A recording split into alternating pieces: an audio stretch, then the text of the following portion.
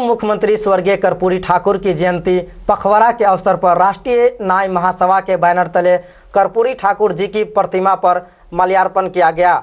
इस दौरान सांस्कृतिक कार्यक्रम का आयोजन किया गया। पूर्व मुख्यमंत्री स्वर्गीय कर्पूरी ठाकुर की जयंती पखवाड़ा के अवसर पर राष्ट्रीय न्याय महासभा के बैनर पर कर्पूरी ठाकुर जी की प्रतिमा पर माल्यार्पण और सांस्कृतिक कार्यक्रम का आयोजन किया गया, जिसमें राष्ट्रीय न्याय महासभा के अध्यक्ष आजाद गांधी, पूर्व केंद्रीय मंत्री देवेंद्र प्रसाद यादव, पूर्व वित्त मंत्री अब्दुल बारी सिद्दीकी, बिहार सरकार एवं अन्य गणमान्य व्यक्तियों की उपस्थिति में किया गया, जिसमें विशेष अतिथि के तौर पर मोहम्मद शाहजहां अंसारी ने भी कर्पूरी जी के सादगी भरे जीवन पर प्रकाश डाला और जनता से उनके आदर्शों पर जी के पूजन में इधर देखना फोन में।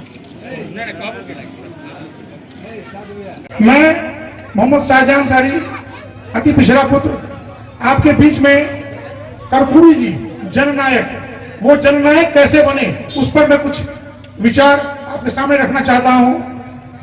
बहुत सारे लोग नेता बनते हैं और राष्ट्र के विकास में अपना योगदान देते हैं, लेकिन जन जन के नायक बनने का जो खिताब होता है वो सबको नहीं मिलता है।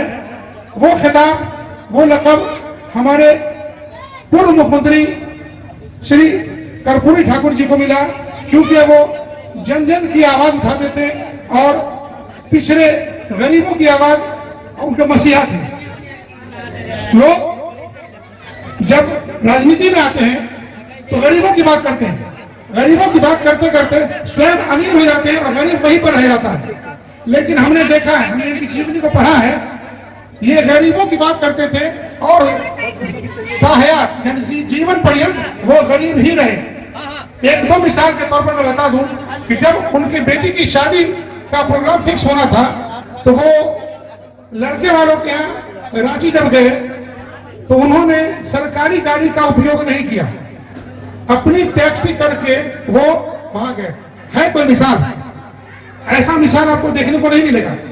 जब उनकी बेटी की शादी हुई तो उनके अंगरक्षक जो होते हैं मुख्यमंत्री के और जो सरकारी अमला होता है वो भी दूर दूर तक उनकी बच्ची की, उनकी बेटी की शादी में नहीं था।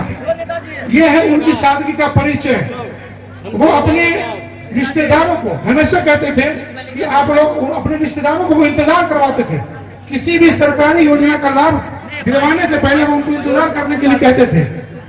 उसके पीछे उनका मकसद ये था कि जब तक देश के तमाम जरूरतमंद अपने जीवन स्तर को सुधार न ले और उनके जीवन स्तर में जो सरकारी योगदान हो सकता है, जब तक वो योगदान हम सभी नागरिकों को न पहुंचा दें, तब तक हम अपने रिश्तेदारों को किसी भी प्रकार का कोई लाभ नहीं देंगे।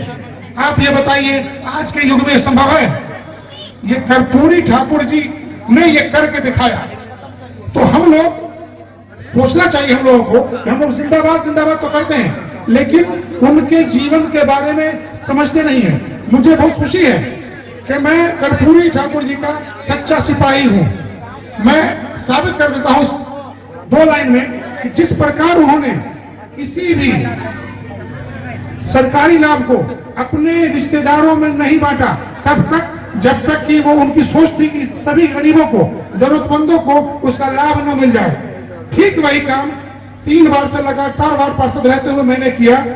जो भी सरकारी योजनाएं हैं, चाहे आवास व शौचालय, जिस तरह की भी योजनाएं हैं, मैं आपको बता रहा हूं कि मैंने अपने जीवन में अपने किसी भी रिश्तेदार को किसी भी सरकारी योजना का लाभ नहीं दिया।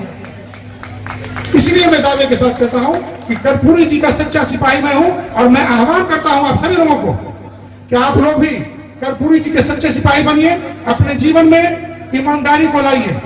जिस तरह से वो सादगी भरा जीवन जिए हैं, अब बताइए जिस तरह से उन्होंने एक मिसाल पेश की अपनी जिंदगी में, अपनी बच्ची की शादी से लेकर हो या अपने रिश्तेदारों की बात हो, अति पिछड़ों के लिए उन्होंने क्या क्या नहीं किया। जो भी आज अति पिछड़ों को लाभ मिल रहा है वो कर्पूरी ठाकुर जी की देन है। उन्होंने 1970 में मुख्यमंत्री रहते हुए एक कमीशन आयोग का गठन किया था। वो रिपोर्ट 1975 में आया। जब वो दोबारा मुख्यमंत्री बने 1977 में, तब उस रिपोर्ट को उन्होंने आत्मसात किया और उसको लागू करवाया। ये उनकी सबसे बड़ी देन है दबे कुचले लोगों के लिए। इतना काम दबे कुचले लोगों के लिए हमारी नजर में अभी तक भारतवर्ष के किसी नेता ने नहीं किया जितना कर्पूरी जी हमारे आदर्श ने किया है। इस सब बातों को समझने की जरूरत है। हम लोग बहुत सारे नेताओं की बात करते हैं, हमारे बीच हमारे अति पिछड़ा के लोग जो हैं, जो माइलस्टोन सेट किए हुए हैं, पूरे भारत में इनकी ईमानदारी का मिसाल दिया जाता है, उनके बारे में हम लोग बहुत कम जानते हैं। तो आइए हम सब लोग अपने नेता के बारे में पढ़ें, समझें, जानें। जब तक हम लोग उनको नहीं जानेंगे, उनके जीवन में किए गए काम को आत्मसात नहीं कर सकते हैं। इन्हीं सब बातों के साथ मैं अपनी वाणी को विराम देता हूं। जय कर्पूरी ठाकुर, कर्पूरी ठाकुर अमर रहे। Bureau report, Madhubani.